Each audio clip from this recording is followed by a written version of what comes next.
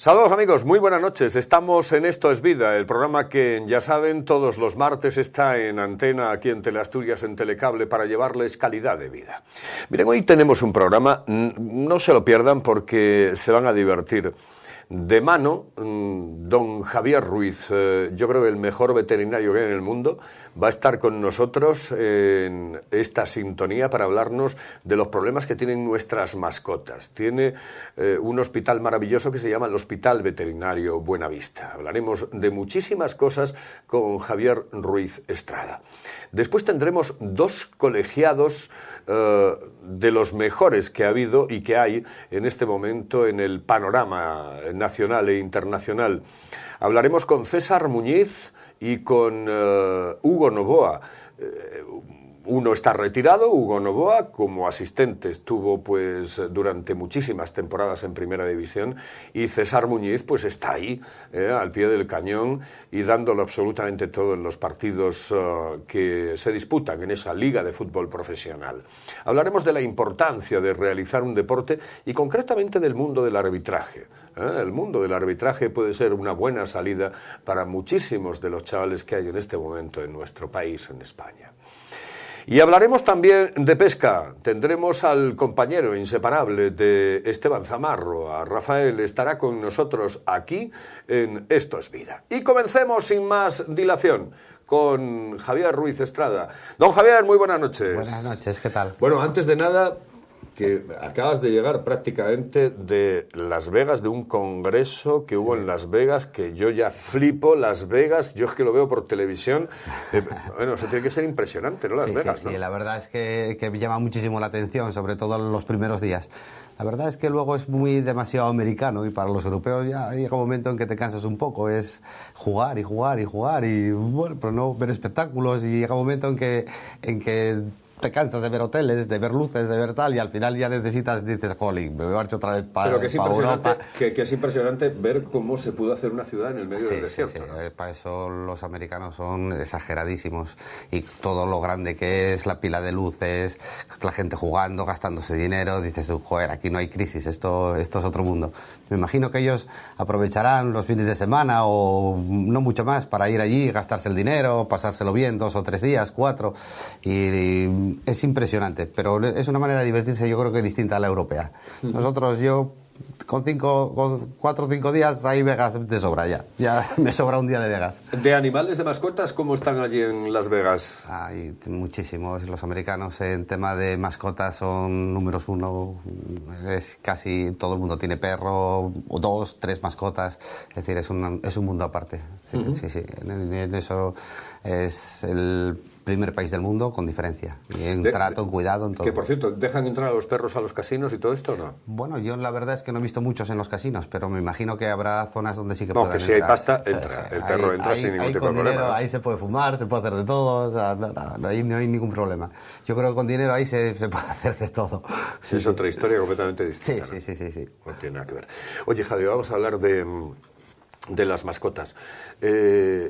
Tienes un hospital, porque has cambiado lo que era la clínica veterinaria, pasó a ser un hospital veterinario.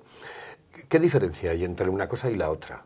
Bueno, el hospital veterinario pretende dar una atención al público a las 24 horas. Es decir, básicamente se trata de que tienes que cumplir una serie de requisitos, es decir, que están estipulados por los colegios, y una serie de maquinarias, una serie de cosas, pero sobre todo dar atención 24 horas. Es decir, entonces es un paso un poco hacia adelante. Intentamos hacer una cosa un poco distinta, con cierta decoración, es decir, algo donde predomine el tema de la limpieza. Es decir, bueno, llega un momento en el cual creo que la veterinaria estamos dando saltos constantemente, desde que empezamos desde localinos pequeñinos y tal, y poco a poco pues vamos mejorando y vamos intentando pues dar un poco de, bueno, por lo menos lo intentamos, dar un poco de prestigio a la profesión, de que de alguna manera pues que piensen que, bueno, que se trata de algo serio, de que estamos preparándonos constantemente, estamos todo el día intentando especializarnos.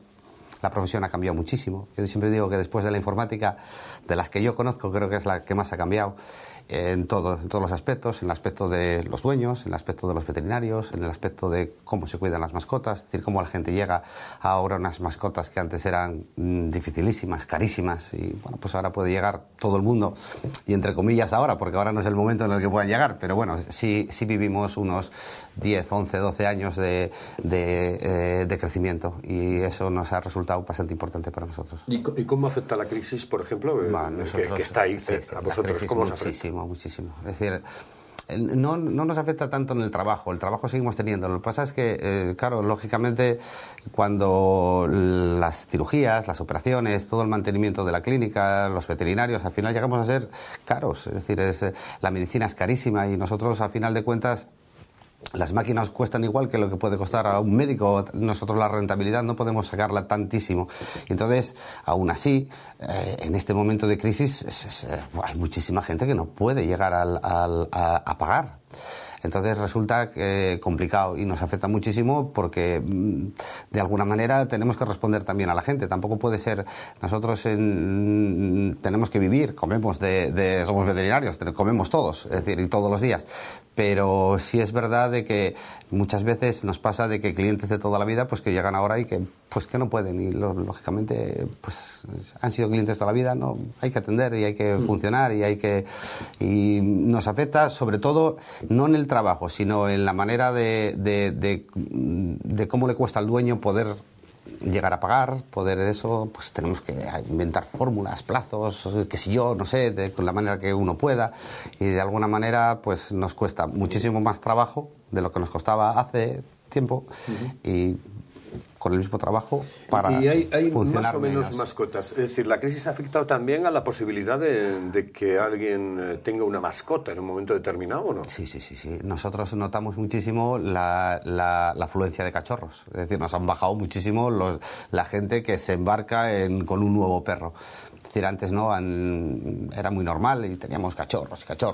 Ahora no, la gente lógicamente sabe que tienen un coste importante, que tienen un gasto, ya no solo en alimentación, en cuidados, peluquería, veterinario, no sé qué, y claro, lógicamente la gente lo pasa mal en este momento. Y esta crisis nos está afectando a todo el mundo. Yo no sé si decir que es lo único bueno o lo más malo, pero todos nos afecta, y si no te afecta personalmente, te afecta pues a un hermano, a un familiar, a un no sé qué, a un no sé cuánto. Con lo cual, todos tenemos miedo a gastar, todos tenemos miedo a que esto perdure en el tiempo, y nosotros, que los perros no dejan de ser, en cierta medida, no del todo, un artículo de lujo, pues lógicamente la gente tiene miedo. Este es el primer contacto que tenemos contigo en el programa, pero no será evidentemente el último. ¿Cuáles son los casos más comunes que hay y que llegan al hospital en tema de operaciones, de problemas que tienen las mascotas? Fundamentalmente los perros, porque yo creo que es, bueno, el animal... Perros y gatos. Gatos son ¿no? muchísimos, sí. Bueno, tenemos también exóticos que llamamos, los conejos, pues las iguanas, etcétera. Pero bueno, nosotros verdaderamente sabemos de perros y gatos, ya nos cuesta estar al día con ello. Hay que dividir dos casos. Una cosa es la medicina y otra cosa es la cirugía. El tema quirúrgico, la operación que más se hace son los vaciados, castraciones, limpiezas de boca, es decir, en lo que es las ovariosterectomías, es decir, que las perras no tengan celo, las castraciones de los machos, y las limpiezas de boca yo creo que es lo que más. Después tenemos muchísimo de traumatología, perros que rompen una pata, que rompen ligamentos cruzados, que rompen brazos, manos, etcétera. Tenemos muchísimo también de eso. Yo creo que la base es traumatología y ovariosterectomías y castraciones. Y después el tema de medicina es muy estacional. Por ejemplo, ahora que llega la primavera, pues un 30% de las consultas son de piel, es decir, picores por pulgas, no sé qué, no sé cuánto. En el invierno, sobre todo, traqueitis.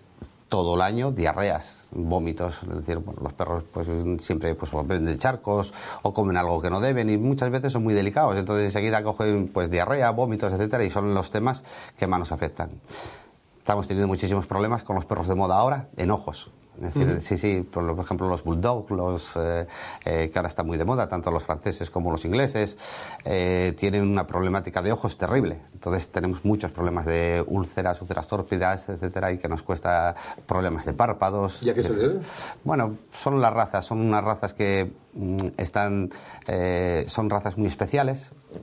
Se busca la arruga, los criadores buscan que cuanto más arrugado esté, cuanto más colgada tenga la papada, cuanto más todo esto, el perro es más guapo, por así decirlo. Pero lógicamente todo eso se paga. Entonces esa sobredosis de piel, etcétera, pues sobre todo en los ojos les afecta muchísimo. En las narices, contra más chetos mejor, no pueden respirar, tenemos que operarlos de las narices, tenemos que operarles del velo del paladar, es decir, bueno, una serie de cosas que nos vienen predeterminadas por la raza y que hace 10 años pues no había.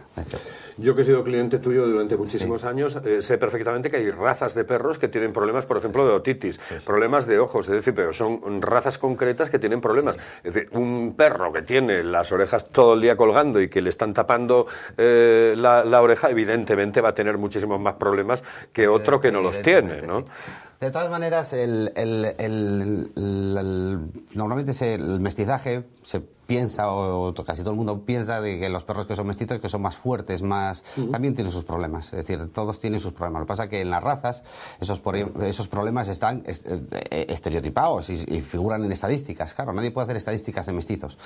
Que un bulldog, pues los bulldogs tienen problemas de narices, tienen problemas por ser braquicéfalos, tienen problemas de narices, tienen problemas de velo del paladar, no pueden respirar bien, tienen problemas cardíacos, tienen problemas de ojos, tienen problemas de tal. Por ejemplo, ahora nos fijamos muchísimo en los problemas del momento en el que llegan a la clínica. Es decir, ya tenemos que mirar una serie de cosas que sabemos que van a tener problemas para que el dueño, cuando compre el perro, que sepa, bueno, pues que su perro va a tener esta predisposición a tener esa serie de problemas, e intentamos de alguna manera aconsejarles en ese sentido. Porque lo van a padecer casi todos. Vamos a irnos en un instante con un publireportaje pequeñito, con un spot del Hospital Veterinario Buenavista, y volvemos enseguida con Javier Ruiz Estrada para seguir charlando con él de perros de mascotas. Después de este impasse, les vamos a hablar de un problema que afecta, yo creo que al 100% de los perros, y que no es otro que el de las pulgas, y ese, como ustedes me dicen, por favor, habla de ello, a ver cómo lo quitamos, pues hablamos en un instante. Ahora.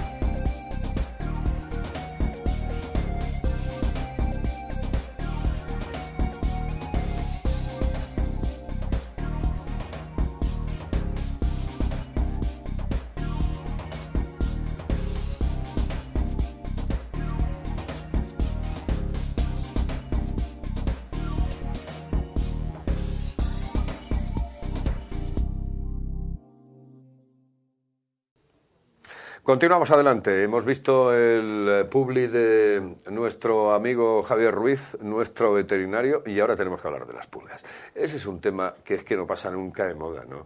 Todo el mundo está hasta las narices de las pulgas. ¿Qué podemos hacer con las puñeteras pulgas? Vamos a ver, en el caso de toda la cornisa cantábrica y en Asturias en especial, nosotros tenemos es el Caribe para las pulgas. Aquí se crían de maravilla a partir de marzo. Y ¿pero por qué? ¿Por qué ese caldo de cultivo? Bueno, es decir, ¿la pulga dónde nace y por qué? O sea, la pulga tiene unas condiciones de temperatura y humedad que son en las cuales ellas se crían verdaderamente bien. De tal manera que por encima de 28 grados la pulga se muere por deshidratación, y por debajo de los 18 grados la reproducción disminuye muchísimo. Claro, en Asturias entre 18, para pasar de 30 grados son 2 días por verano, y bajar tampoco bajamos demasiado. Hay que añadir de que casi todo el mundo tiene temperatura de confort en casa, con lo cual esas pulgas que en la calle no pueden sobrevivir o no pueden al menos reproducirse, sí que lógicamente en casas lo hacen.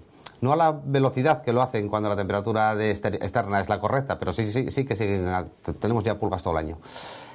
La pulga es una máquina de reproducción, es decir, no hace falta pulgo y pulga. La pulga pone 50 huevos todos los días, vive 20 días, cada pulga pone 900 huevos. Si no paramos ese proceso... 900 huevos cada pulga. Si no paramos, y los huevos de las pulgas, que no hay ningún producto para matar huevos de pulgas, no existe todavía en el mundo, ningún producto que pueda acabar con los huevos de las pulgas, pueden estar un año entero en estado de huevo. Luego va el huevo, larva, pupa, no sé qué, no sé cuánto, hasta que acaba siendo pulga. Y cuando es pulga ya es una máquina de reproducir. Entonces sube al perro, pica las 10 o 11 veces y se pone a poner 50 huevos. Al día siguiente sube, pica 10 o 11 veces y pone 50 huevos. Y así hasta que se muere, que son 18 o 20 días. Claro, si esto es una progresión geométrica, es decir, es una progresión gigantesca. Si la pulga empieza a criar en marzo, como nos puede pasar a nosotros en Asturias casi todos los años, cuando llega junio esto es imparable. Entonces lo que hay que hacer es intentar que no cubran ese ciclo, que no cubran el ciclo de las pulgas. Las pipetas que se ponen ahora a los perros son buenísimas, son una maravilla. Además, las pipetas cada vez están mejorando más, es decir, están en constante evolución. Las que se ponen en el lomo, En el lomo, sí. Y esas funcionan muy bien, pero hay que ser constante con ellas, porque cada vez que la pulga que ha cogido en la calle o que la coge de casa se nos escapa y puede criar, nos va a poner 900 huevos. Es decir, cada fallo que tengamos en el problema es que tenemos un problema muy gordo. Entonces lo que hay que hacer es, si es posible, en Asturias todo el año, poner las pipetas. Se pone una pipeta al mes durante todo el año. Y si hay que descansar algo, puede ser noviembre, diciembre, enero y febrero. A partir de ahí hay que empezar. El que haga eso no va a tener ningún tipo de problemas con las pulgas. Y el que no lo haga va a tener problemas con toda seguridad. ¿Cuáles son los meses más propicios para las pulgas? En Asturias, desde marzo hasta octubre, tenemos pulgas. Y cada vez que se nos escapa una adulta, tenemos un problema de 900 huevos. Y cada vez que se nos escapa otra adulta, son 900 huevos. Y cada vez que veamos una pulga, hay que tener en cuenta que tenemos 100 en proceso de producción de pulga que no estamos viendo. ¿Y los champús y todas estas historias? Todo eso actualmente no vale para nada. Nosotros necesitamos los champús, algún tipo de pastilla que hay, eso funciona bien, algún tipo de collar. Ahora salió un collar ahora de Bayer muy bueno que se llama Seresto y que funciona muy bien, muy bien, muy bien. Pero aún así, yo creo que ahora todavía lo que mejor funciona son las pipetas y también las pastillas. Hay una pastilla que se toma y durante un mes todas las pulgas que suben todas se mueren. Una sustancia que encontraron en Santo Domingo, en Cuba, no sé dónde fue. El problema que hay es que se trata de la constancia y nosotros lo que necesitamos es algo que nos deje que no haya adultas. Es decir, no hay mejor manera de que no haya adultas de que, llamámoslo, envenenar su comida, de tal manera que la pulga pica, la sexta, séptima, octava vez que pica, coge el suficiente cantidad de veneno y se muere. Esa no puede procrear. Pero si dejamos que procreen, si no lo hacemos de una manera constante, nada más que si se nos escape un mes, hay suficientes pulgas como para tener un tinglao gordo. Ahora, por ejemplo, en Madrid, que dices, bueno, ¿por qué no hay muchas más pulgas en Madrid? Pues en Madrid por el verano se mueren de calor, no pueden sobrevivir, y por el invierno se mueren de frío. No tienen ese problema que nosotros, que tenemos un clima muchísimo más templado, lo tenemos. Y no hay otra opción que si tenemos perros, gatos, que le pongamos las pipetas. Es decir, que si llega, por ejemplo, una época de mucho frío, como hemos tenido en estos últimos días, muchas de las pulgas se van. Lo que hacen es que ellas se mueren a los 20 días, con lo cual unas se mueren de viejas, pero sobre todo no pueden procrear. Es decir, la procreación y la eclosión de los huevos no puede salir a unas temperaturas inadecuadas, con lo cual quedan ahí latentes. Pero el mecanismo de eclosión del huevo de la pulga es un mecanismo tan sumamente complicado y tan sumamente que todavía no se sabe muy bien qué utilizan. Lo que sí sabemos es que en condiciones buenas de temperatura y humedad, si un edificio o una casa está vacía, no eclosiona ningún huevo. Solamente el ruido del portazo de que ha entrado alguien hace que eclosionen todas. ¡Pof! Es decir, es un mecanismo que todavía se está estudiando muchísimo y que la verdad es que es tremendamente complicado y no sabemos de qué manera ellas, en condiciones de temperatura y humedad, si no tienen a quién picar, pues no salen huevos. Bueno, consejos que les puedes dar a la gente. Yo le aconsejo, el tema de champús, el tema de baños y el tema de eso, matas un 1% de las pulgas. Para matar una de cada 100 casi vale más dejarla a la pobre. Hay que coger y utilizar un sistema que sea lo que llamamos spot-on, es decir, que dure un mes. Entonces se pone una pipeta todos los meses, desde marzo hasta octubre, y si es posible todo el año. Si alguien no quiere tener ningún problema, que las ponga todo el año.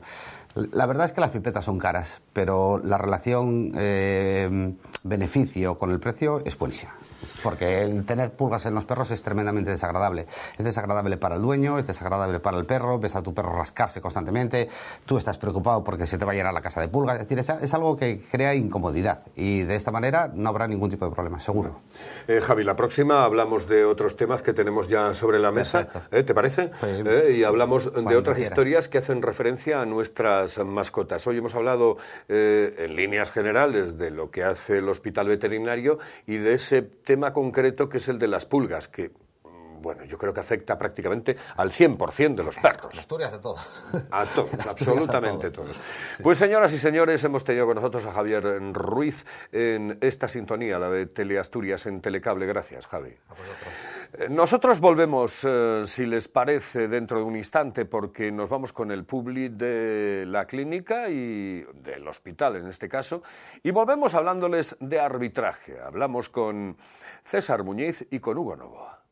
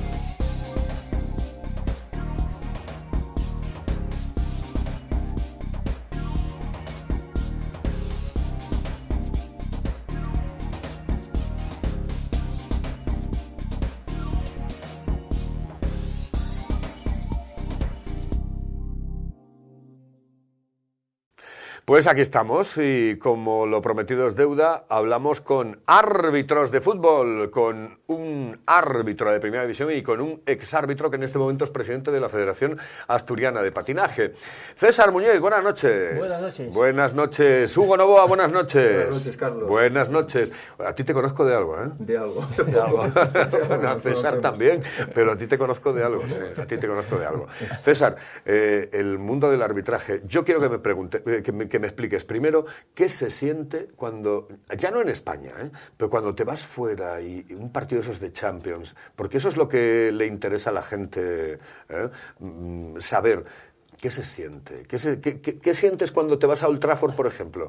Como el otro día el árbitro que pitó el Manchester Real Madrid. ¿Qué se puede sentir en ese momento? Bueno, pues la verdad es que nos sentimos privilegiados, ¿no? Aparte de poder arbitrar en primera división y salir fuera de España, arbitrar en campos pues como Old Trafford, como en Escocia mismo, son campos míticos que la verdad es que la afición pues te hace sentir el partido de una manera especial y lo disfrutas muchísimo, ¿no? No te da mucho tiempo porque estás en el campo y vas a arbitrar, lógicamente, pero el ambiente cuando estás de árbitro, de adicional o de cuarto árbitro, pues son especiales y muy bonitos, ¿eh? Y yo digo que para el espectador que vive el partido pues antes, durante y después, pues es un partido especial donde la gente no para de cantar, de animar y lógicamente pues te haces partícipe un poco de ese ambiente, ¿no? Bueno, tú has estado muchísimo tiempo de asistente en Primera División, pero además de asistente en partidos internacionales. Tú como eres más sentimental en ese aspecto, tú lo has vivido muchísimo. Sí. O sea, tú vives esa emoción, es terrible, ¿no? Sí, la verdad que sí. Yo tuve la suerte de estar 7 años acompañando a Mejuto González, que era árbitro internacional, y de aquella, bueno, pues Mejuto González estaba considerado como uno de los mejores de Europa, y bueno, pues tuve la suerte de que estuve en su equipo y fui pues a campos tremendamente importantes, como bien decías tú, en este caso Inglaterra. Yo recordaba ayer viendo ese ambiente, un Celtic de Glasgow, Manchester United, con precisamente Ronaldo, en el Manchester United, y un Liverpool Olympiacos, un CSKA Moscú Arsenal, un Paris Saint-Germain Chelsea, etcétera, etcétera, donde vives lo que bien decía César, es un privilegio auténtico poder no solo el ser parte importante de ahí, sino que encima lo vivas a esa intensidad y con ese privilegio de ser uno de los que estás íntegros en ese... Dice, cuando sales del partido y llegas a Oviedo, ¿no? Tú concretamente vives en Gijón, ¿no? Sí. Cuando llegas a Asturias, en definitiva, es un cambio, pero esa vivencia no te la quita absolutamente nadie, ¿no? Sí, porque además son 3 días, ¿no? Nosotros como árbitro, como cualquier deportista, tiene que estar siempre el día antes del partido en el lugar donde se va a jugar ese partido o vas a arbitrarlo.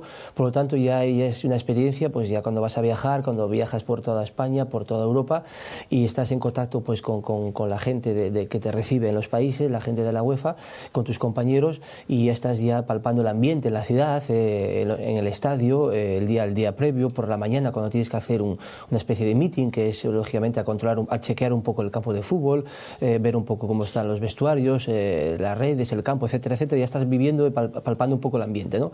Y luego ya las horas previas a un partido, pues lógicamente pues lo vives diferente, porque como aficionado pues es una manera pues bueno de vivir el partido diferente. Nosotros nos concentramos, tenemos que actuar, tenemos que arbitrar, jugar al fútbol, por lo tanto es una manera diferente de vivirlo, ¿no? Pero aún así también vives un poco el ambiente, llegas a los estadios de fútbol, en muchos países de Europa, en Turquía, en Grecia, llegas 2 horas antes y ya tienes el 80% del campo ya esperándote a la gente, incluso dentro, ¿no? Eso la verdad que es algo que te impacta y te llama mucho la atención, ¿no? Entonces, y luego, pues bueno, después del partido, pues ya con los compañeros, pues repasando un poquitín el partido, pues cómo ha surgido el partido con la gente de la UEFA y luego al día siguiente el regreso. Por lo tanto, son 3 días intensos que vives de una manera muy especial, pasa muy rápido porque prácticamente no tienes tiempo para nada, pero bueno, privilegio, lo que le decía anteriormente, ¿no? Somos privilegiados de poder estar en competiciones europeas donde todo el mundo pues soñaría por sacar una entrada, por ir a cualquier tipo de partido, ¿no? Cuando suena la música de la Champions, pues a todo el mundo pues le parece que le entra un cosquilleo en el estómago, y nosotros que estamos dentro, pues bueno, somos privilegiados y por lo tanto disfrutarlo al máximo, ¿no? ¿Y te extraes del ambiente o no? Sí, bueno, eso te lo da la experiencia de muchos años, porque yo, por lo menos, hombre, también va en una cuestión de carácter y de psicología de cada uno, pero sí te extraes. Hay partidos que te marcan más que otros, ¿no? Porque, bueno, yo con César tuve partido en Liverpool, que no se me olvidará, también con un ambiente fantástico, y Liverpool son de esos campos que te hacen llorar, o sea, te hacen llorar y te hacen vibrar de una manera intensa y ver el ambiente. Te abstraes en cuanto a todo lo que va contra ti, lo negativo, ¿no? Pero te introduces un poco en el ambiente, te introduces en el ambiente y lo vives, pero lo que es a ti... Dice, los insultos eran en inglés, tampoco... Sí, eso es lo bueno, pero cuando estás en España no tiene nada que ver, o sea, el ambiente de crispación con el que hay fuera de España no tiene absolutamente nada que ver, pero nada. Tendríamos que aprender mucho de eso. ¿Cómo le podríamos decir? Tú imagínate, nos están viendo, por ejemplo, familias, etcétera, nos están viendo chavales. Bueno, ¿qué tiene el arbitraje que tú recomendarías a un chaval que empieza? Porque a lo mejor, pues dice, no es que no valgas para el fútbol, no es que no valgas para ser futbolista, pero a lo mejor te tira el arbitraje. Es decir, ¿qué tiene el arbitraje de bueno para tener esa educación en la vida? Pues, tiene muchas cosas, ¿eh? Lo comentamos muchas veces en los chavales que están empezando ahora en las delegaciones, en las delegaciones, como sabéis, en tanto Oviedo, Gijón, como las del Occidente, como las de la Felguera, Avilés, etcétera, pues hay cursos que están empezando los niños ahora a empezar a ser árbitros poco a poco, y en las charlas que hablas con ellos, pues le comentas que el arbitraje te aporta muchísimas cosas, ¿no? ¿Por qué? Porque empiezas con 14, 15 años, vives el fútbol de otra manera, porque primero muchos de ellos pues juegan al fútbol, luego dejas de jugar al fútbol y te metes como árbitro, por lo tanto estás viviendo un poco el deporte de otra perspectiva, y luego ya una vez que ya formas parte de la organización, pues estás con compañeros, con amigos, arbitrando partidos, con experiencias, adquieres culturas, conocimientos, porque vas pasando etapas, vas pasando categorías juveniles, regionales, nacionales, conoces pues primero Oviedo, Gijón, luego vas conociendo Asturias, luego pasas por Madrid, pasas por España, cualquier ciudad importante, luego te vas a Europa. Por lo tanto, yo siempre digo que es un poco como la universidad de la vida, ¿no? que gracias al arbitraje te hace madurar muchísimo, porque no olvidemos que con 14 y 15 años pues vas a partidos solos, vas a arbitrar un alevín infantil y vas solo. No es lo mismo como un equipo que va arropado por sus compañeros, por el delegado, por el entrenador, es diferente, pero un árbitro ya con 15 años ya va solo a un campo de fútbol, por lo tanto te hace madurar, te hace crecer y formarte como persona. Y luego encima ganas un dinero que también es importante, además en época de crisis, pues oye, no pides a tus padres, a tu abuela, a tu tío, pues tus 20, 40, 50 euros, ¿no? Entonces es una manera pues de hacer deporte, de convivir con tus compañeros y de adquirir experiencia, que al fin y al cabo te hace formarte como persona, ¿no? Yo es que, bueno, claro, viví el mundo del arbitraje desde muy joven por razones profesionales y fundamentalmente porque mi hermano estaba metido en el mundo del arbitraje, ¿no? Es decir, y lo ves. Y siempre tuve un respeto absoluto por los árbitros. Es una historia que, bueno, quizá por tema familiar, ¿no? Sí. Es decir, tienes un respeto absoluto, porque te puedes equivocar como se puede equivocar el futbolista cuando llega a la portería, a lo mejor, bueno, en vez de meterla adentro, la manda al quinto anfiteatro, ¿no? ¿Desde qué punto de vista? Lo mismo que dice César, ¿cómo recomendarías tú el mundo del arbitraje para los chavales? Pero fundamentalmente, ¿cómo recomendarías ser asistente? Porque él es árbitro y tú eres asistente, has sido asistente, ¿no? Hombre, lo importante es que te introduzcas en el mundo del arbitraje. A partir de ahí, que convivas con los compañeros, porque tú, para llegar a ser asistente, primero tienes que ser árbitro. Una vez que eres árbitro en categorías inferiores, pues alevines, infantiles, sí, pero hay una carrera ahora directa, sí, ¿no? Sí, es directa, pero bueno, te obliga, no es que sea una obligación, pero tú tienes que palpar desde dentro lo que es el arbitraje y aunque tú te metas en el mundo del asistente, del árbitro asistente, no quiere decir que no puedas arbitrar categorías inferiores, que de hecho se marca. Bueno, por reglamentación, para que sepas lo que se vive dentro del césped, para que sepas cómo dirigir un partido, cómo el momento del control del partido, etcétera, etcétera. Y sí es verdad que ya una vez que estás dentro del arbitraje, pues puedes dividir los caminos, es decir, bueno, árbitro asistente o árbitro principal. Entonces, bueno, lo primordial en estos momentos es que te guste el deporte, que yo creo que a todo el mundo le tiene que gustar, que como bien decía César, y que es un momento maravilloso, porque vivimos un momento de crisis económica y con una austeridad en las casas y en todos los sitios, que es una forma de evitar esos costes y que tú tengas una pequeña fuente de ingresos, y luego es que adquieres una cantidad de valores para los niños que yo les recomendaría, porque el valor del respeto, de saber, de tener esas responsabilidades, de tener que madrugar con 14 años, de tener que hacer una elaboración de un acta, de ser juez, quieras o no eres juez, deportivo, pero eres un juez, y eso te enriquece de tal forma y te hace adquirir unos valores. Siempre me lo comentaba, bueno, me lo comentaba Manolo Díaz Vega, sí, y mucha gente. Sí. Es decir, que el hacer el acta parece que hasta marca, ¿no? Porque es como si tú estuvieses certificando algo, es que y eres tú solo ante el peligro. Somos notarios. Hay tres funciones importantes, ¿no? Para ser árbitro: juez, notario y cronometrador. Como decía Hugo, juez porque tienes que aplicar las normas, notario porque al fin y al cabo tienes que dar acta, tienes que dar fe de todo lo que ocurrió en el terreno de juego, pues es lo que realmente hay para luego enviarlo a la federación y que los comités correspondientes pues decidan. Y luego cronometrador, es decir, son tres funciones importantes. Y como notario, pues lo que decía Hugo, ¿no? Que la verdad que con 14 y 15 años estar en un campo de fútbol y hacer un acta y levantar acta, pues oye, pues tiene su peso, ¿no? Y eso te hace madurar, te hace espabilar y te hace pues formarte como persona y por lo tanto, un poco enlazado con la pregunta que nos hacías, pues el arbitraje aporta muchísimas cosas, muchas cosas que cuando te das cuenta, cuando dejas de arbitrar, cuando no estás en esta actividad, dices tú, jolín, yo estuve en este campo, yo arbitré, yo hice esto, yo hice lo otro. Pues hay que intentar, pues ahora que estás en activo, pues disfrutarlo, porque el tiempo pasa muy rápido, ¿no? ¿Cuánto te queda, César? Me queda esta temporada y 2 más. Hasta los 45 años es cuando por ley pues todo árbitro pues tiene. ¿Ahora es cuando estás en el mejor momento? Ahora es cuando estás en el mejor momento psicológico, de experiencia, de que los equipos te conocen, tú los conoces a ellos, por lo tanto es un momento muy bueno, ¿no? Lógicamente la edad está ahí y el aspecto físico, pues bueno, todo cuesta, no es lo mismo tener 20, 30 que 40 que 50, entonces ¿qué requiere ahora mucho más? Más esfuerzo, pues controlarte mucho más, pues bueno, ser mucho más profesional, ¿no? Si cabe, ¿no? Ya, pero yo lo que veo, por ejemplo, de vosotros, lo veo por mi hermano, es que os mantenéis en una forma física, tengáis los los años que tengáis impresionantes. Sí, porque hoy día también, pues bueno, primero porque te lo exigen las pruebas físicas, ¿no? Porque son exigentes y hay que entrenarse para ello. Y son pruebas físicas que lo mismo lo pasa un chico de 20 años que uno de 45. Por lo tanto, hay que cuidarse y hay que estar bien físicamente.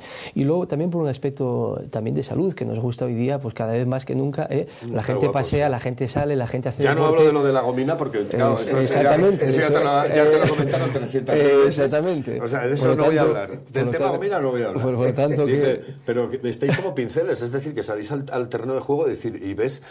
No sé, yo creo que impone, ¿no? Cuando ves un tipo que cambió está... la imagen, cambió mucho la imagen porque la generación cambia. No es lo mismo los chavales de 45 de ahora que de hace 20 años. Y seguro que no van a ser los mismos dentro de 10 años, ¿no? Por lo tanto, todo cambia y la gente se cuida cada vez más y hoy día ves a gente con 50, 55 años con un cuerpo, una buena presencia. ¿Por qué? Porque se cuida y porque el aspecto físico, aparte que es bueno para la salud, porque también te gusta estar bien. Es lo que tienes en común con Cristiano Ronaldo, ¿eh?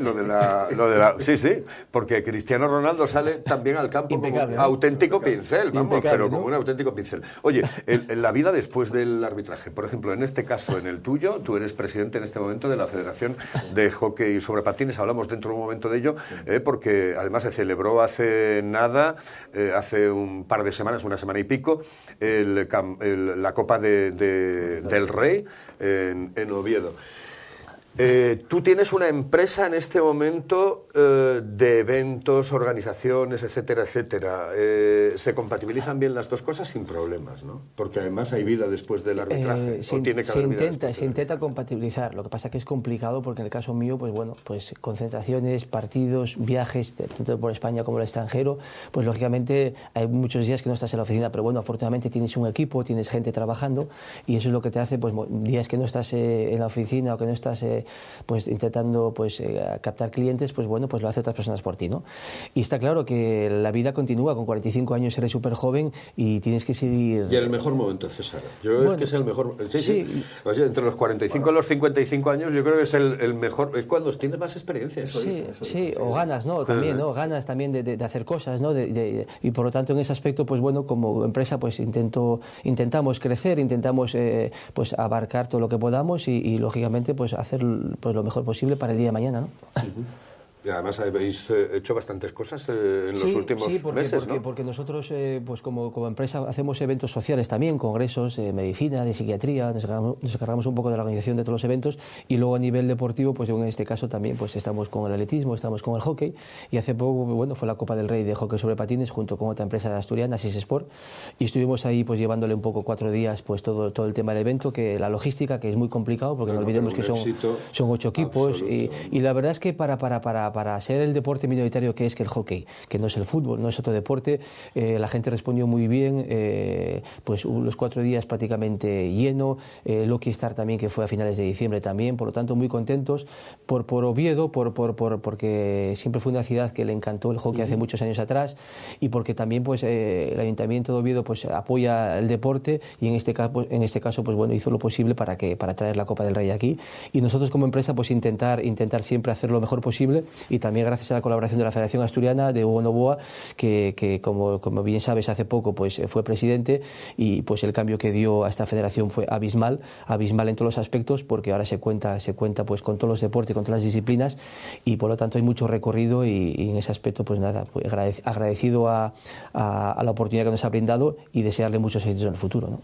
Yo creo que ha sido impresionante el éxito del hockey sobre patines y de la Copa del Rey, concretamente de hockey sobre patines en Oviedo, porque, hombre, lo único que falló al final, que no falló, porque desde mi punto de vista no falló, pero que todo el mundo pensaba y dice, bueno, pues la final Liceo-Barcelona, pero al final no fue posible, ¿no? Bueno, pues no fue posible. Oye, el deporte es así, ¿no? Es así, ¿no? Hombre, a nosotros, ya te digo, después de 22 años que no se celebra la Copa del Rey en Oviedo y que después de 22 años haya tenido yo la oportunidad de traerla conjuntamente con las empresas CIC Consultores, que es la de César Muñiz, como Asis Sport, de José Manuel Fernández Miranda, en conjunto hemos hecho que viniese para aquí y que tenga ese reconocimiento de la Federación Española de Patinaje, de los propios presidentes de los clubes, como reconocimiento a la mejor copa en la historia que se ha celebrado, para nosotros, como diría el Rey, nos llena de orgullo y satisfacción. En este caso, sinceramente, yo creo que todo no es que haya salido bien, salió francamente bien, pero desgraciadamente que tampoco hay que decirlo desgraciadamente, ¿no? Es un punto y aparte. En lo deportivo, bueno, pues todos confiaban en que el Liceo de La Coruña, actual campeón de Europa, y el Fútbol Club Barcelona, bueno, pues que era el actual campeón de la Liga, el actual campeón de la Copa del Rey de la anterior edición, que llegasen por lo menos uno de los dos a la final. Todos contábamos con que los dos iban a estar en la final. Eso, bueno, pues ¿qué supuso? Bueno, pues que deportivamente haya habido un hito histórico, y es que un club como el Vendrell, que nunca había competido en la Copa del Rey, pues llega a la Copa del Rey y encima quede campeón y tenga la suerte de eliminar en semifinales al Fútbol Club Barcelona. No, pero además en la organización que fue perfecta. Sí, fue perfecta. Pero yo es que, yo estuve, llevo muchos años, más de 3 décadas realizando información deportiva. He visto muchísimas, bueno, desde el Mundial, desde el Mundo Básquet 82, pasando por campeonatos de judo, etcétera, mundiales, de todo. He visto campeonatos de fútbol, etcétera. Y sinceramente la organización ha sido ejemplar. Sí, y desde aquí pues agradecer a todo el equipo, porque lógicamente no son 1, 2, 3 personas, son muchísimas personas, más de 10, 15, 20 personas, porque no olvidemos que son muchos factores que hay que controlar, ¿no? El tema de alojamiento, el tema de la pista, los días previos para calentar, los vestuarios, el tema del sonido, megafonía, son muchas cosas, el tema del palco, por lo tanto son muchas cosas que lógicamente si no tienes un equipo competente pues es difícil que salga, y en ese aspecto pues agradecerles, darles la enhorabuena y seguir trabajando en la misma idea. Hombre, pues sí, dime. Gran parte de todo esto es al gran trabajo que han hecho las empresas de César Muñiz y José Manuel. Para mí, bajo mi punto de vista, ha sido una cosa primordial para que esto saliese bien. Bueno, yo que estuve por allí, es decir, mejor es, te lo digo en serio, es decir, no te lo estoy diciendo por doraros la píldora a ti porque es mi hermano y a ti porque es mi amigo, pero sinceramente, es decir, es muy difícil llegar a una organización tan perfecta como la que tuvo esta Copa del Rey, ¿eh? Es muy difícil, y estoy convencido de que tomaron nota los catalanes, que por cierto, claro, 7 equipos catalanes, solamente uno de fuera, que De hecho, los catalanes, como bien sabe Hugo, ya quieren que vayamos a organizarlo allí, quieren que vayamos allí, porque el Lucky Star, que fue una competición muy bonita, donde fueron los mejores jugadores del mundo, también salió bastante bien, y la verdad que estamos contentos, pero como todo en la vida no puedes relajarte, lógicamente del pasado no se vive, pero bueno, estamos contentos y con ganas de seguir haciendo más cosas, lógicamente. César, muchas gracias por estar con nosotros. Muchísimas gracias, hermano. Gracias por estar con nosotros aquí. Saludos. Otro día hablamos también de arbitraje, que me encanta el mundo del arbitraje, porque yo creo que hay que tener un respeto absoluto por los árbitros que no saben lo que se juegan, y estamos hablando de los árbitros de primera división y los árbitros internacionales, etcétera, pero ¿y el árbitro que va a las categorías inferiores, a las regionales, y que tiene que aguantar lo que tiene que aguantar? Bueno, pues a ellos un homenaje absoluto de este programa y de todos los que podamos hacer referidos al mundo del arbitraje. Nos vamos con el mundo de la pesca. Hablamos de otra historia, aquí en Esto es Vida.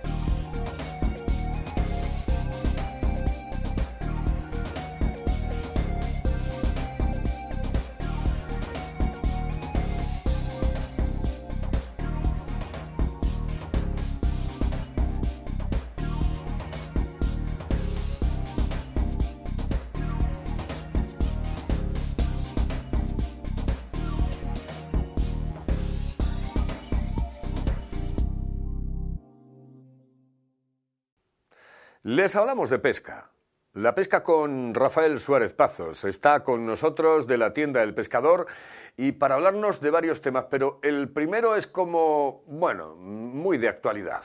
La Asociación del CARES dice que la pesca sin muerte que fomenta el furtivismo. Eso creí entender yo. Don Rafael, muy buenas noches. ¿Esto es así o no? Así, también yo estoy bastante sorprendido con el tema, sí. Sí, porque, bueno, a mí Decir en que principio no me parece... Decir que los cotos sin muerte, la creación y el establecimiento de cotos sin muerte fomentan el furtivismo es como decir que si cogemos un bosque y lo cerramos para la caza, vamos a fomentar el furtivismo de caza. Es decir, es una cosa un poco... es incongruente del todo, no tiene ningún sentido. ¿Pero y por qué se dice? Porque tenemos la idea, esa idea que tenemos tan arraigada de coger y matar y matar y matar. Y hay que pensar que la pesca hoy en día, como se entiende, es algo más que matar. Es decir, tenemos que pensar que tenemos que disfrutar del río sin necesidad de llevarnos peces, o al menos muchos peces, porque si no, se acaba. ¿Tú eres de los que piensas que se puede acabar todo esto si realmente no ponemos coto a la...? Hay que tomar medidas serias con el tema. Si hablas con la gente que lleva pescando muchos años, te dicen que esto que va en picado, entre la contaminación, el furtivismo también, luego todo el tema de las escalas, los pasos que hay, los obstáculos que impiden que los salmones suban, todos estos temas, claro, cada vez arrinconamos más los peces, las truchas y los salmones. Entonces, una de las medidas que a nosotros nos parece muy, muy acertada es la creación de cotos sin muerte y que puedas disfrutar el río, pasar un día de pesca, pero no llevarte los peces para que otro pueda disfrutar también de ellos. Es decir, y esa tendencia no solo aquí, en todo el mundo. Hay muchos ríos en el mundo que no se puede matar ningún pez, o uno al año, o unas cantidades muy limitadas de muerte. ¿Y poner una cuota? La hay. En este momento solo se puede matar 3 salmones anuales. Es el máximo que hay de cupo anual. Y nos parece que casi con 1 o 2 sería suficiente. Es que no tenemos para mucho más. Hay muchas licencias, muchos pescadores, mucha presión en el río, entonces hay que mirar un poco para que dentro de 5, 10, 20 años sigamos teniendo salmones y truchas. Ahora, que digan los pescadores, la Asociación de Pescadores del CARES que la creación de cotos sin muerte fomenta el furtivismo, es que me parece una cosa... Bueno, hombre, vamos a ver, es un tema de vigilancia también. Tiene que haber una guardería que vigile que esos cotos, que la gente que vaya a los cotos sin muerte que respete y que devuelva los peces que pesca, pero... Al pescador, ¿tú, crees que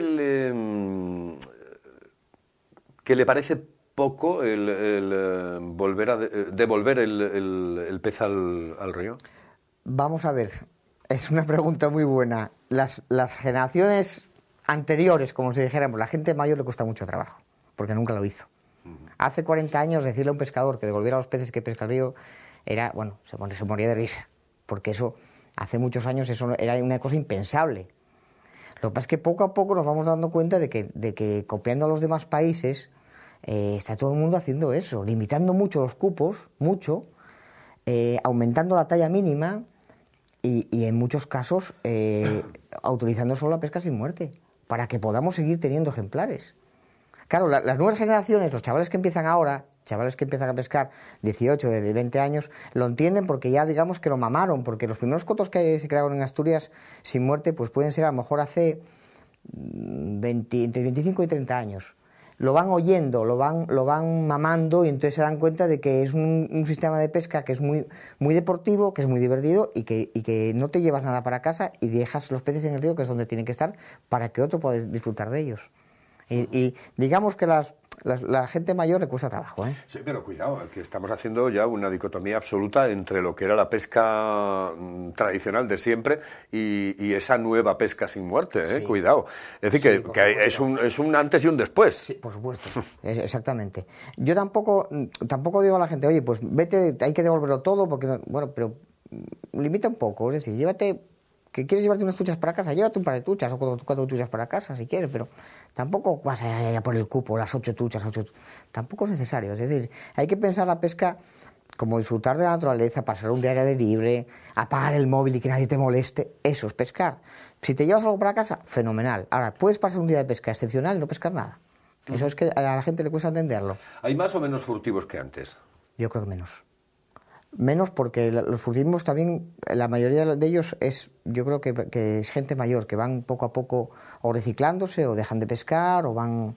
Yo creo que el furtivismo lo que hay es más bien gente que está anclada muy en el pasado, de llevarme todo lo que puedo para casa, de ir a casa, coger las 8 truchas, dejarlas en casa, volver otra vez al río a ver si puedo coger otras 8. Pero querido Rafael, estamos en crisis, a lo mejor esto pudo incrementar o puede incrementar... Sí, sin duda.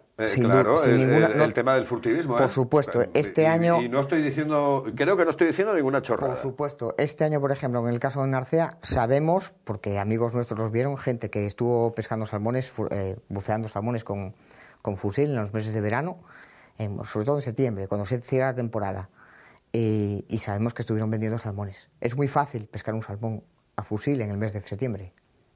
Muy fácil, el río está muy bajo de agua, muy claro, los ves, los tocas, es muy sencillo. Y es verdad que eso del tema de la crisis también puede influir en el aumento del furtivismo, es cierto. Pero, a mí esa es una sensación que me daba, yo no quería comentártelo así tan crudamente, porque, sí, es cierto, bueno, claro, cuando pescas por necesidad es otra historia completamente distinta. Es verdad, es cierto. Tienes que verlo desde otro punto de vista. Cierto. Y volviendo un poquitín a lo que hablábamos antes de los cotos sin muerte, antes, en el mes de septiembre, había cotos que quedaban sin muerte. ¿Qué pasaba? Que en el mes de septiembre el río se queda muy, muy desprotegido, porque se acaba la temporada, no hay pescadores, entonces los furtivos, el río generalmente en esos meses está muy bajo, es muy fácil furtivear. Entonces, si cerramos la temporada en agosto, dejamos el río en septiembre para los furtivos. Si aumentamos esa temporada de septiembre, aunque sea sin muerte, va a haber gente en el río y es más difícil furtivear habiendo gente en el río. Es decir, yo creo que aquí hay que cambiar un poco la mentalidad. Hay que aumentar la temporada, dejar a la gente que vaya al río, pero limitar cupos y limitar cebos y, por supuesto, fomentar y tirar para arriba de la pesca sin muerte. Rafa, me dice aquí el realizador Quique, que es un aficionado a esto de la pesca, que hable del spinning. Yo creí que el spinning que era eso de la bicicleta del gimnasio, macho. Coincide, es curioso, pero coincide. Se escribe igual, no tiene nada que ver. El spinning el spinning es un término inglés que podemos traducirlo como lance ligero, quizá, y se refiere a la pesca, el spinning marino, que decía tu compañero, se refiere a la pesca de la lubina con pez artificial, con lo que... A ver, ¿cómo es esa historia? Son peces que imitan a peces de plástico, que imitan a sardinas, a peces naturales, y entonces se trata de ir al pedrero o a la playa y lanzar esos peces de plástico e ir trayéndolos para que la lubina, generalmente los peces aquí que se pescan con este sistema son lubinas, puede entrar algún abadejo, algún pinto, pero bueno, hay alguna aguja quizá, pero bueno, digamos que el rey... ¿Dónde lo haces? En los pedreros. ¿Pedreros? Sí. En la costa, también en playa se practica la pesca de spinning. Es muy divertido, ¿Y peligroso? Porque un pedrero siempre tiene... Sí, hay que estar un poco en forma, es cierto. Resbala, hay que tener cuidado, hay que ir despacio, hay que conocerlo bien, hay que tener mucho cuidado. Conocer las mareas... Exacto, el tema de mareas es muy peligroso porque a veces hay gente que, claro, se mete en bajamar, se mete por las rocas, no se da cuenta de que luego va a subir la marea y pueden quedar en un momento dados aislados. Hay que tener cuidado, hay que conocer las mareas, conocer un poco el pedrero y ir con la mar un poco buena. ¿Eso que es una técnica nueva, es una forma nueva de...? Es bastante nueva, sí. Digamos que fuerte empezó en Asturias, yo lo diría que hace 5 años, 5 o 8 años, 5 o 6 años por ahí, cuando empezó de verdad fuerte. Es muy divertida. ¿Y qué es lo bueno y lo malo que tiene? Lo bueno es que puedes pescar una lubina desde así hasta así, que eso siempre es una sorpresa. Es decir, estás pescando con un señor, las lubinas son muy voraces y una lubina muy pequeña, una lubina de 20 centímetros ataca un pez de 20 centímetros. ¿Qué cebo le pones a esto? Pez artificial. Es un pez hecho de plástico, también los hay de madera, pero bueno, sobre todo ahora la mayoría de ellos son de plástico, lleva unos triples, unos anzuelos, se trata de lanzar hacia el mar, ir recogiendo, y el pez viene pues tiene unas formas determinadas para que vaya haciendo un movimiento parecido al pez natural. Entonces la lubina, que es generalmente lo que vamos buscando aquí, que es el pez casi rey de las costas asturianas, la lubina es un pez de ataque muy voraz que ataca a sus peces. Entonces tú, una vez que ataca, lo clavas, y la pelea suele ser una pelea muy bonita porque son sitios muchas veces complicados, que hay piedras asomando, que hay recodos, que la lubina tira, son peces, a veces puedes pescar peces grandes, estamos hablando de, Yo el récord lo tengo en 6.400, pero un compañero mío tiene una de 9.300, es decir, que puedes pescar lubinas muy grandes y en sitios complicados que hacen muy deportiva, una pesca muy bonita y muy dinámica. Tú lanzas aquí, lanzas allá, caminas, lanzas allá, buscas un sitio que te parezca bien, que hay espuma, un pequeño pozo entre las piedras. Es decir, es una pesca muy dinámica y muy entretenida, porque estás caminando todo el tiempo. No es la típica pesca de llegar a una playa, como los verías muchísimas veces, lanza una caña allí, pinchan la caña allí y se ponen ahí sentados a mirar a ver si la puntera se mueve. Esa es una pesca mucho más dinámica. Que te da tiempo a leer un libro. Bueno, puedes oír la radio, puedes leer un libro, pero esta es una pesca mucho más dinámica, mucho más de moverte, de buscar los sitios y claro, depende también un poco de la experiencia. Rafa, si por ejemplo a ti te preguntan o te dicen, te tienes que quedar con una de las dos pescas, con la de río o con la de mar, ¿con cuál te quedas? Me pones complicado. Las dos cosas tienen para mí sus ventajas y sus inconvenientes. El río es muy bonito, muy técnico, una pesca muy bonita. Para pescar, por ejemplo, truchas hay que ser fino, digamos, hablando claro. El problema que veo del río yo un poco es la masificación, que hay a veces hay mucha gente y eso a mí me aburre un poco. Yo voy al río para relajarme, para estar solo. Si voy pescando y me viene un tío a cucharilla que me viene de arriba, otro me viene tirando la mosca, pero me viene por debajo de mí. Esa aglomeración y esa masificación a mí me agobia un poco. Entonces, la ventaja que tiene el mar respecto al río es que tenemos tanta costa que es muy difícil que en el mar coincidas con más gente pescando como tú. Entonces, bueno, le veo la ventaja del mar respecto al río es eso, la soledad, que estás tú y muchas veces tu compañero y tú. Hay más espacio, ¿no? Exactamente, es un tema de espacio.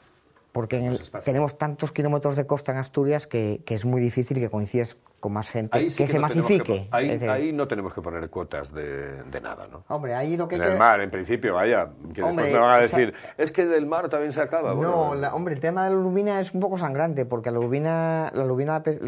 barcos en diciembre y enero es cuando la lubina se agrupa para desovar. Son lubinas que están con hueva. Se agrupan para desovar y ya los arrastreros y hacen así y cogen 6 toneladas de mamás. Eso es grave también. Estamos matando la cría. Hay muchos países que no se puede hacer en esa época. Aquí es imposible que lo quiten porque aquí en diciembre, sabes tú, que es cuando se vende pescado, o se vendía, porque ahora ya no sé si decir vender o vendía, pero es verdad que en diciembre no le puedes decir a los profesionales que no salgan a faenar, porque saca mucho dinero del pescado. Es evidente. Rafa, un placer. Es el inseparable de Esteban Zamarro y Rafa Suárez, que nos hablan de pesca aquí en Teleasturias y en nuestro Esto es Vida, porque la pesca es una forma de calidad de vida formidable, pasárselo bien. Y el tema de la pesca sin muerte me encanta. Me encanta de verdad, pese a lo que digan algunos, de que si fomenta o no fomenta el furtivismo. Yo creo que no, pero en cualquier caso me quedo con la pesca sin muerte. Rafa, gracias. Nada, vosotros. Señoras y señores, hoy hemos tenido un programa completito. Javier Ruiz Estrada nos ha hablado de mascotas, fundamentalmente de las pulgas. ¿Qué problema tenemos con las pulgas? Después Hugo Novoa y César Muñiz del mundo del arbitraje y hay vida después del arbitraje. Y hemos hablado con Rafael Suárez Pazos de pesca. Programa bonito, programa, como decían antes, programa Comansi, programa completo, programa Comansi. Volvemos el próximo martes y no se olviden que este jueves, en esta misma semana, a las 9 de la noche proyectamos una película maravillosa. El Colegio de Abogados de Oviedo les ofrece el programa Justicia en 35 milímetros, con la proyección, en este caso de la película, El Sargento Negro. No lo olviden, volvemos el próximo martes.